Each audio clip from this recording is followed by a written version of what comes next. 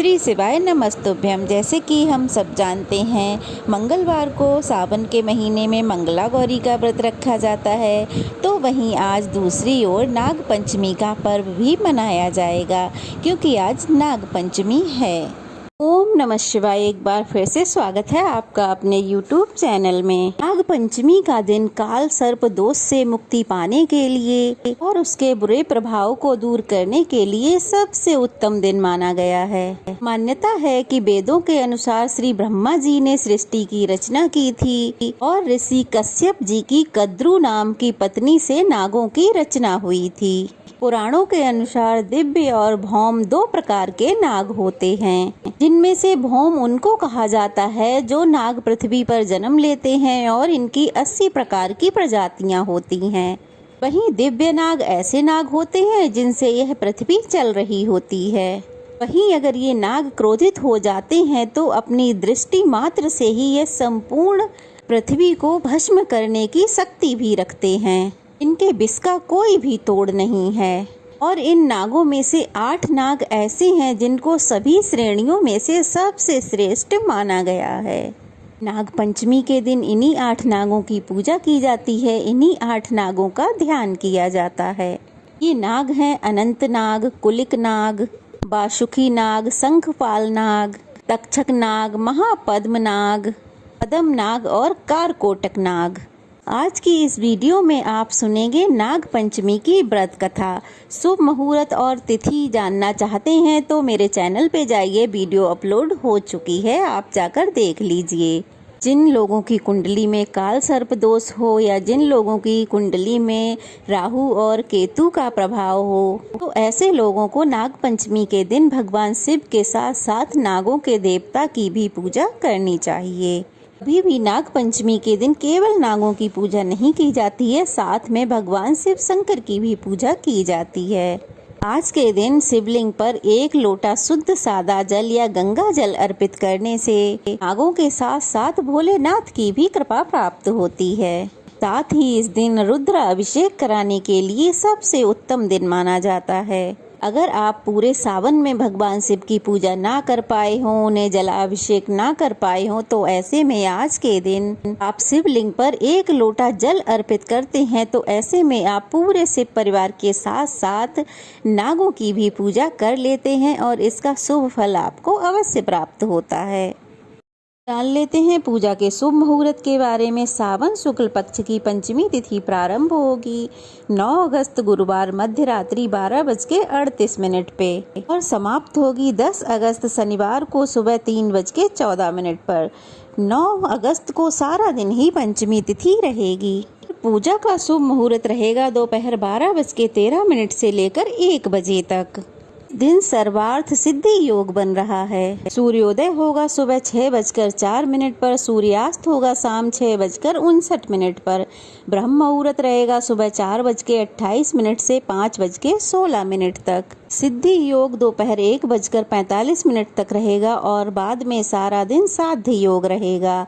राहु काल सुबह 10:30 से दोपहर 12 बजे तक रहेगा। सिद्धि और साध्य योग दोनों ही मनोकामना पूर्ण करने वाले योग हैं, तो इन मुहूर्तों में आप कोई भी उपाय कर सकते हैं। जिन लोगों की कुंडली में काल सर्प दोष हो या राहु केतु की वजह से परेशानियां हो रही हों, तो उन्हें नाग पंचमी के दिन उपवास रखना चाहिए। स्कंद पुराण के अनुसार इस दिन नागों की पूजा करने से सारी मनोकामनाएं पूरी हो जाती हैं। स्कंद पुराण के अनुसार अपने घर के दरवाजे के दोनों ओर गोबर से नागों की आकृति बनाई जाती है। फिर धूप दीप फल पुष्प आदि से पूजा करनी चाहिए। इसके बाद इंद्राणी देवी की पूजा करनी चाहिए। दही दूध अक्षत जल पुष्प नैवेद्य आदि से उनकी आराधना करनी चाहिए। ऐसा करने से पूरे वर्ष आपके घर में सर्प देवता और भगवान शिव की कृपा बनी रहती है। नाग पंचमी के दिन नवग्रह मंत्र का जाप या नाग पंचमी का जो विशेष मंत्र है उसका जाप आपको शिव जी पर जल चढ़ाते समय करना चाहिए। यह मंत्र है ब्रह्मा मुरारी त्रिपुरांतकारी भानु शशि भूमि सुतो बुधश्चा पुरुश्च शुक्र शनि राहु केतव सर्वे ग्रहा शांति करा भवन्तु। अब नाग पंचमी का विशेष मंत्र है ओम भुजंगे साय विद्महे सर्पराजाय धीमहि तन्नो नागः प्रचोदयात्।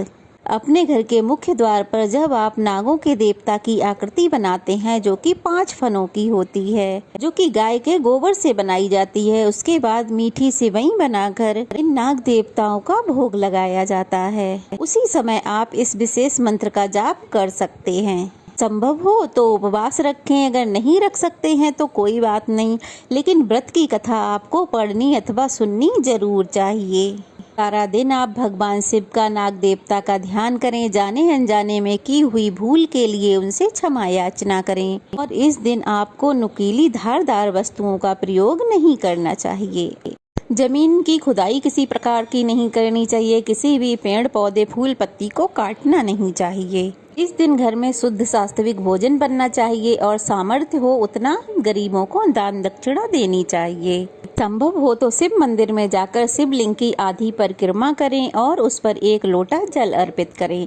तो चलिए अब सुनते हैं नाग पंचमी की व्रत कथा। नाग पंचमी की पौराणिक कथा के अनुसार प्राचीन समय में एक गांव में एक सेठ जी थे जिनके 7 पुत्र थे। 7 का विवाह हो चुका था। सबसे छोटे बेटे की पत्नी बहुत अच्छे चरित्र की थी, परंतु उसका कोई भाई नहीं था। एक दिन सेठ जी के सबसे बड़ी बहू ने घर लीपने को, पीली मिट्टी लाने को सभी बहुओं को अपने साथ चलने को कहा। अब सभी थाली और खुरपी लेकर मिट्टी खोदने को चली। जब वह मिट्टी खोद रही थीं, तभी वहां पर एक सांप निकला। सांप को देखकर बड़ी बहू उसे मारने की कोशिश करने लगी। इसे देखकर छोटी बहू ने उसे मारने से रोक दिया। छोटी बहू की बात सुनकर बड़ी बहू ने सांप को नहीं मारा। तब सांप एक ओर जाकर बैठ गया। छोटी बहू ने सांप से कहा, हम अभी लौट कर आती हैं, तुम यहाँ से कहीं मत जाना। ऐसा कहकर छोटी बहू सबके साथ मिट्टी लेकर घर को चली गई और वहाँ जाकर कामकाज में फंसकर सांप से किया हुआ अपना वादा भूल गई। जब छोटी बहू को दूसरे दिन वह बात याद आई तो वह सभी को साथ लेकर उस जगह पर पहुँची। अब उसने देखा कि सांप तो वहाँ अभी भी बैठा है। सांप को वहाँ बैठा देखकर उसने सर्प से कहा, सर्प भैया नमस्ते। सर्प ने कहा, तू भैया कह चुकी है इसलिए तुझे माफ किए देता हूँ, नहीं तो झूठी बात कहने के कारण मैं तुझे अभी डस लेता। छोटी बहू बोली, भैया भूल हो गई, माफी चाहती हूँ। तब सांप बोला, अच्छा ठीक है, आज से तू मेरी बहन हुई और मैं तेरा भाई, तुझे जो कुछ भी मांगना हो मांग ले। छोटी बहू कहने लगी, भैया मेरा कोई भाई नहीं है, अच्छा हुआ जो तू मेरा भाई बन गया। कुछ समय बीता। समय बीतने के बाद वह सांप मनुष्य का रूप धरकर छोटी बहू के घर आया और बोला, मेरी बहन को भेज दो। सब सुनकर हैरान रह गए, क्योंकि वे सब तो यही जानते थे कि छोटी बहू का कोई भाई नहीं था। तब सांप कहने लगा, मैं इसका चचेरा भाई हूँ, बचपन में ही परदेश चला गया था। ऐसा सुनकर घर के लोगों ने छोटी बहू को उसके साथ भेज दिया। रास्ते में सांप ने कहा, तुम डरना मत, मैं वही सांप हूँ और जहाँ चलने में कठिनाई हो वहाँ मेरी पूंछ पकड़ लेना। छोटी बहू उसके साथ उसके घर पहुंच गई। वहां उसके धन और ऐश्वर्य को देखकर हैरान रह गई। एक दिन उसकी माँ ने कहा, मैं कुछ काम से बाहर जा रही हूँ, तू अपने भाई को ठंडा दूध पिला देना। इधर छोटी बहू को यह बात ध्यान नहीं रही और उसने सांप को यानी कि अपने भाई को गर्म दूध पिला दिया, जिससे उसका मुंह बुरी तरह से जल गया। जब सर्प माता वापस आई तो उनने अपने बेटे का ये हाल देखा। देखकर वह बहुत क्रोधित हुई, परंतु सांप के समझाने पर वह शांत हो गईं। अब सांप ने कहा, बहन तुम्हें तुम्हारे घर भेज देना चाहिए। तब सांप ने और उसके पिता ने बहुत सारा सोना, चांदी, धन, हीरे जवाहरात, वस्त्र, आभूषण देकर उसको उसके घर पहुंचा दिया। इतना सारा धन देखकर बड़ी बहू ईर्ष्या करने रोने लगी और बोली, बहू तुम्हारा भाई तो बड़ा धनवान है, तुम्हें तो उससे और अधिक धन लाना चाहिए था। जब सांप ने ये बातें सुनी तो और सोने की वस्तुएं लाकर दे दी, जिसे देखकर बड़ी बहू कहने लगी, ये छोटी बहू, इन्हें झाड़ने के लिए झाड़ू भी तो सोने की होनी चाहिए। छोटी बहू ने ये बात अपने भाई को बताई। भाई ने सोने की झाड़ू भी लाकर दे दी। सांप ने छोटी बहू को हीरे मणियों का एक अद्भुत हार दिया था। उसकी प्रशंसा उस देश की रानी ने भी सुनी थी। तो एक दिन रानी राजा से बोली, सेठ जी की छोटी बहू का वह हार मेरे पास होना चाहिए। राजा ने शीघ्र ही अपने मंत्री को आदेश दिया कि किसी भी स्थिति में शीघ्र ही वह हार लेकर उसके सामने उपस्थित हुआ जाए। तब मंत्री ने सेठ जी से जाकर कहा, महारानी जी छोटी बहू का हार पहनना चाहती हैं, इसलिए छोटी बहू से वह हार लाकर मुझे दे दो। सेठ जी ने डर के कारण छोटी बहू से हार मांग कर दे दिया। छोटी बहू को ये बात बहुत बुरी लगी। उसने अपने सांप भाई को याद किया और प्रार्थना की, भैया रानी ने मेरा हार छीन लिया है, जिस कारण मैं बहुत दुखी हूँ। भैया तुम कुछ ऐसा करो कि जब वह हार उसके गले में रहे तब तक के लिए सांप बन जाए, और जब वह हार मुझे लौटा दे तो फिर से हीरे और मणियों का बन जाए। सांप ने अपनी बहन को खुश देखने के लिए ठीक वैसा ही किया। उधर महल में जैसे ही रानी ने वह हार पहना, वह तुरंत सांप बन गया। यह देखकर रानी चीख पड़ी और रोने लगी, जिसे देखकर राजा ने सेठ जी के पास खबर भेजी कि छोटी बहू को तुरंत भेजा जाए। अब सेठ जी डर गए कि राजा पता नहीं बहू को क्या सजा देगा। अब सेठ जी छोटी बहू को लेकर स्वयं वहां उपस्थित हुए। राजा ने पूछा, बताओ तुम्हारा ये हीरे और मणियों का हार मेरी रानी के गले में जाते ही सांप कैसे बन गया? क्या तुम झूठ बोल रही हो? यह कहकर छोटी बहू बोली, राजन मेरी धृष्टता को क्षमा कर दीजिए। ये हार मेरे गले में तो हीरे और मणियों का रहता है, लेकिन कोई और इसे पहने तो नाग बन जाता है। यह सुनकर राजा ने वह हार उसको देकर कहा कि अगर तुम सच कहती हो तो इसे पहन कर दिखाओ। यह सुनते ही छोटी बहू ने राजा से हार लेकर जैसे ही पहना, वह तुरंत ही हीरे और मणियों का बन गया। यह देखकर राजा को विश्वास हो गया और उसने प्रसन्न होकर छोटी बहू को बहुत सारी हीरे मोती और मुद्राएं भेंट में दी।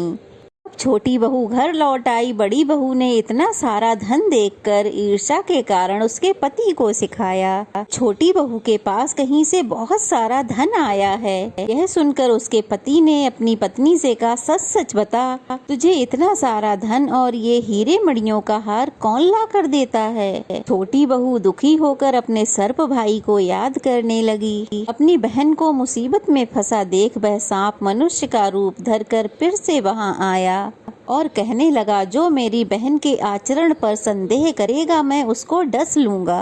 तुम्हारी पत्नी मेरी बहन है, इसलिए मैं अपनी बहन को कभी दुखी नहीं देख सकता, और तुम्हारी पत्नी को ये सारा धन और हीरे मणियों का हार मैंने खुद ला कर दिया है।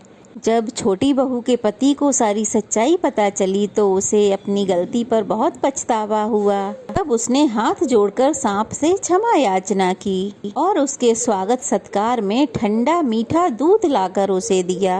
कहा जाता है कि उसी दिन से ये नाग पंचमी का त्योहार मनाया जाने लगा और स्त्रियां आज के दिन नागों को अपना भाई मानकर उनकी पूजा करती हैं और खेतों में जहाँ कहीं भी नाग के बिल हों या पेड़ में बिल हों तो वहाँ दूध से भरा कटोरा रखती हैं। तो यह थी नाग पंचमी की व्रत कथा। कैसी लगी कमेंट बॉक्स में जरूर बताइएगा।